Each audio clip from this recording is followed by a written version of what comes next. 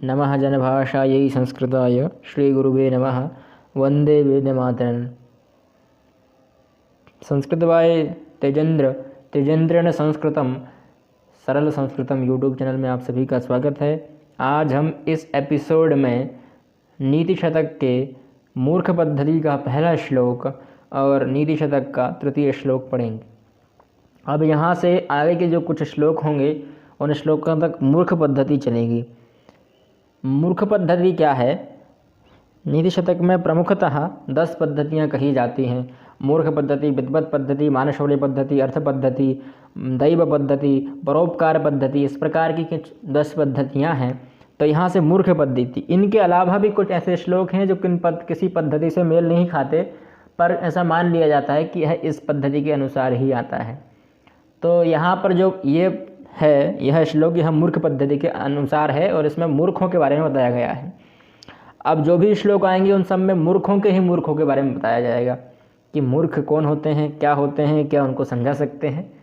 ये बहुत रोचक प्रसंग है और भर्तृहरि इस प्रकार की उपमाओं का प्रयोग करते हैं कि ऐसा लगता है कि भर्तृहरि एक महान मूर्ख के साथ अवश्य रहे होंगे, तभी उन्होंने ऐसी उपमाओं का प्रयोग किया है। तो यह अनुष्टुप ही है। तो भर्तृहरि जी लिखते हैं, बोद्धारो मत्सरग्रस्ताः प्रभवः स्मै दूषिताः अबोधोपहताश्चान्ये जीर्णमङ्गे सुभाषितम्।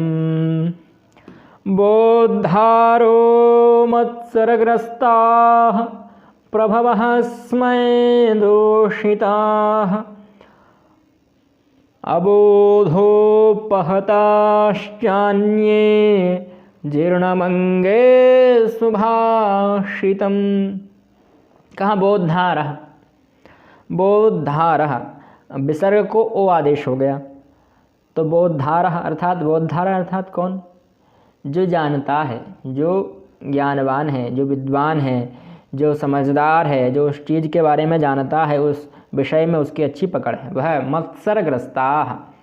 बोद्धारः मत्सरग्रस्तः। तो बोद्धार क्या है? मत्सरग्रस्त हैं। मत्सरग्रस्त मतलब मत्सर अर्थात द्वेष, जलन, ईर्षा, डाह।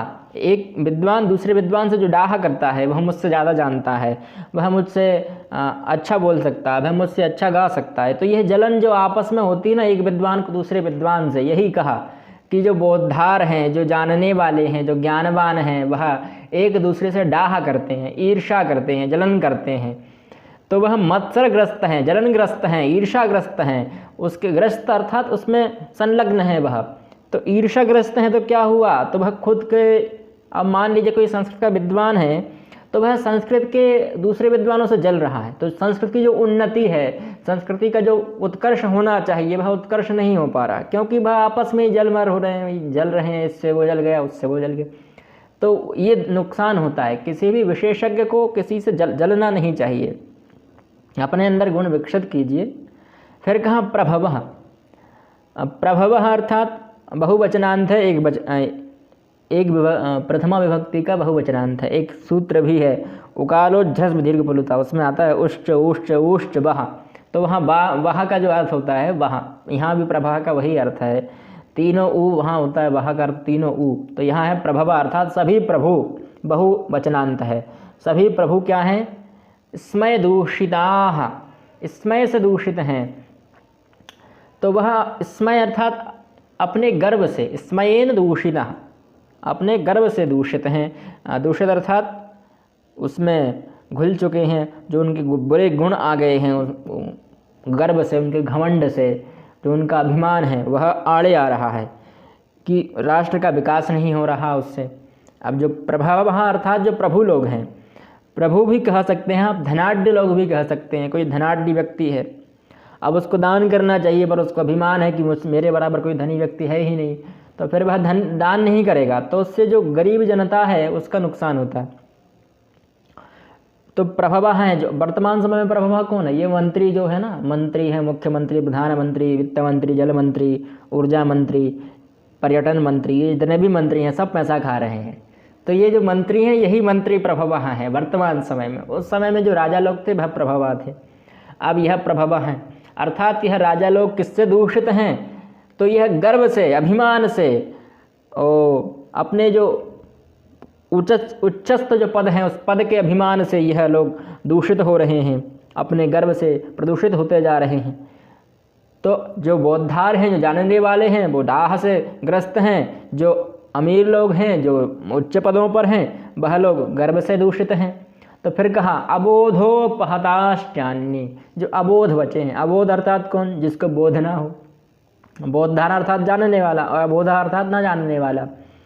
अपहता, तो अबोधोपहता, जो बचे हुए अबोध हैं, पहताश्चान्ये, जो अन्य अबोध बचे हुए हैं, वह बेचारे क्या करें? अबोधोपहताश्चान्ये नष्टात्मानो न तदित्वाधिकारिण हसन्ति, जो नष्ट हो रहे हैं। क्या नष्ट हो रहे हैं? तो कहा जीर्णम अंगे सुभाषितम, जो अच्छे विचार हैं। सुभाषित अर्थात जो अच्छे विचार हैं, अच्छे वचन हैं, अमृत के समान वचन हैं, वह वचन नष्ट हो रहे हैं, वह जीर्ण होते जा रहे हैं। जीर्ण अर्थात उनका ह्रास हो रहा है, उनका अंतर्हित हो रहे हैं, वह समाप्ति की ओर हैं। किस कारण से है समाप्ति की ओर? तो कहाँ जो बोधार समझदार लोग हैं वह जलन के कारण, एक दूसरे से जलन के कारण कुछ बोलते नहीं हैं, जलते जा रहे हैं, एक दूसरे से ध्यान ही नहीं दे रहे हैं समाज के विकास में। प्रभवः, जो अमीर लोग हैं, धनाढ्य लोग हैं, उच्च पदों पर हैं, वह गर्व से चूर हैं, मदोन्मत्त हैं हाथी की तरह। और जो अबोध बचे हुए अपहत अन्य लोग बचे हैं, उनमें वह बेचारे अब क्या करें? क्योंकि अब वो तो जनता बची है। एक तो जो समझदार लोग हैं वो कुछ कर नहीं सकते, अब जो मंत्री हैं वह भी कुछ नहीं कर रहे हैं, तो अब जनता बेचारी क्या करे? जनता ने सरकार चुन दी 5 साल तक, अब बेचारी जनता कुछ नहीं कर सकती उसके बीच में। तो जनता क्या कर सकती है? तो उससे जो हो रहा है जीर्ण मंगे सुभाषितम, जो जीर्ण हो रहे हैं वह सुभाषित अच्छे जो विचार हैं, वह जो साधु वचन हैं, जो अच्छे विचार हैं, वह धीरे धीरे जो भी होते हैं समाप्ति की ओर हैं, मिटे जा रहे हैं। ऐसा कहा किसकी वजह से हो रहा है? तो ये मूर्खों की वजह से हो रहा है। कौन मूर्ख हैं? तो कहा समझदार लोग ही मूर्ख हैं।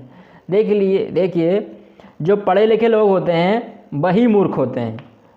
जो बिना पढ़ा लिखा होता है वह कभी मूर्ख होता ही नहीं है, क्योंकि बिना पढ़े लिखे को हम अज्ञ कह सकते हैं, अज्ञानी कह सकते हैं, उसको मूर्ख नहीं कह सकते। मूर्ख वो होता है जो पढ़ा लिखा होता है और फिर वो बोलता है, वह मूर्ख होता है। आगे बताएंगे भर्तृहरि जी, तब आप समझिएगा। तो यहाँ बोधार जो हैं, समझदार लोग हैं, वह मत्रग्रस्त हैं। प्रभवः लोग इसमें गर्व से दूषित हैं। अबोध लोग कुछ कर नहीं सकते। इस कारण से जो अच्छे विचार हैं, साधु वचन हैं, उनका लोप हो रहा है, उनकी समाप्ति होती जा रही है, उनका जीर्ण होता जा रहा है, उनका ह्रास हो रहा है, उनका क्षय हो रहा है। अब यह छंद इसमें अनुष्टुप है। अनुष्टुप के बारे में आप सभी लोग जानते ही हैं, फिर भी मैं थोड़ा बहुत बता देता हूँ। अनुष्टुप का लक्षण होता है श्लोके षष्ठम गुरुरगेयम सर्वत्रम लघु पंचमम द्विचतुष्पादयो ह्रस्वम सप्तमम दीर्घम अन्ययोः। हर श्लोक के 4 पाद होते हैं और प्रत्येक पाद में श्लोक अर्थात अनुष्टुप। अनुष्टुप का जो 5वां वर्ण होता है, वर्ण, वह वर्ण सदैव लघु होता है, छठा वर्ण सदैव दीर्घ होता है। पहले और तीसरे पाद में 7वां वर्ण गुरु होता है और दूसरे और चौथे पाद में 7वां वर्ण लघु होता है। देखिए चिन्हों के द्वारा। सभी छंदों में अनुष्टुप को सबसे सरल छंद कहा जाता है, क्योंकि इस छंद के रचना में ज़्यादा समय नहीं लगता। सिर्फ आपको अच्छी संस्कृत आनी चाहिए थोड़ी सी, और थोड़ा साहित्य ज्ञान होना चाहिए, आप इस छंद की रचना कर लेंगे। देखिए सिर्फ 3 वर्णों पर ध्यान देना है आपके लिए। 5वां वर्ण, 1 मिनट, 5 4 5 6 लिखे थे, 5 6 7 था वहाँ। तो इसके 5वां जो वर्ण होता है श्लोके षष्ठम गुरुर्गेयम सर्वत्रम लघु पंचमम। सर्वत्र अर्थात हर पाद में जो 5वां वर्ण होगा वह लघु ही होगा। तो देखिए 5वां वर्ण लघु ही है हर पाद में। यहाँ बोधारो मत्स्यग्रस्ता का सा, प्रभवा स्मय दूषित का या, अबोधोपहताश्चान्य का हा, जीर्णमंग सुभाषितम का सु लघु है। अब छठा वर्ण सदैव दीर्घ होगा, तो बोधारो मत्स्यग्रस्ता का ग्रस नहीं रग, और स्मय दूषिता का दू उकार है। ठीक, फिर है अबोधोपहताश्चान्य का ताश, और जीर्णमंग सुभाषितम का भा। फिर सातवां जो वर्ण होता है वह थोड़ा आगे पीछे होता है, पहले और तीसरे पाद में वह गुरु होता है। तो बोद्धारो मत्सरग्रस्ता ये पहला पाद, इसमें जो रस है ना, ग्रस्ता लिखा है तो वहाँ गा रा में मिल जाएगा, तो रा बचेगा, जो नीचे रा लगा है वह रा और सा बचेगा, तो वहाँ दीर्घ हो जाएगा, तो दीर्घ हो जाएगा। तीसरे पाद में देखिए अबोधो पहताश्चान्य चान, तो चान भी यहाँ गुरु हो जाएगा। फिर इधर दूसरे और तीसरे पाद में जो प्रभव है इसमें दूषिता है, इसमें जो दूषिता के बाद शी है, शकार है जो मूर्धन्य शकार, ये ह्रस्व विकार है तो वह ह्रस्व हो जाएगा, लघु हो जाएगा। जीर्णमंग सुभाषितम, यहाँ भी शिकार है, मतलब शकार है और ह्रस्व ई है तो वह भी लघु हो जाएगा। यह छंद ज्ञान हो गया। अगले वीडियो में हम पुनः मिलते हैं। थोड़ी बहुत संधि आप जान ही लेंगे। बोद्धारः, तो बोद्धार को वो हो गया, ओकार आदेश हो गया विसर्ग को, तो ओ बन गया बोद्धारो। मत्सर अर्थात डाह, ग्रस्ता अर्थात ग्रस्त हैं, प्रभवः और स्मय दूषिता, स्मय अर्थात गर्भ से जो दूषित हैं। फिर अबोधो, जो अबोध लोग हैं, जो अन्य बचे हुए अबोध लोग हैं वह कुछ कर नहीं सकते, अपहत हैं। और जो जीर्णमंग बचे हैं इसके कारण जीर्ण अंग सुभाषित हैं, जो शुभ अच्छे वचन हैं वह उनके अच्छे वचनों का ह्रास हो रहा है। सुभाषित जीर्णम धन अंगे, ठीक है। तो यह इसके संधि विच्छेद भी हो गया। अगली वीडियो में हम पुनः प्रस्तुत होते हैं आपके समक्ष। तब तक के लिए नमः जनभाषायै संस्कृताय जयतु संस्कृतम्।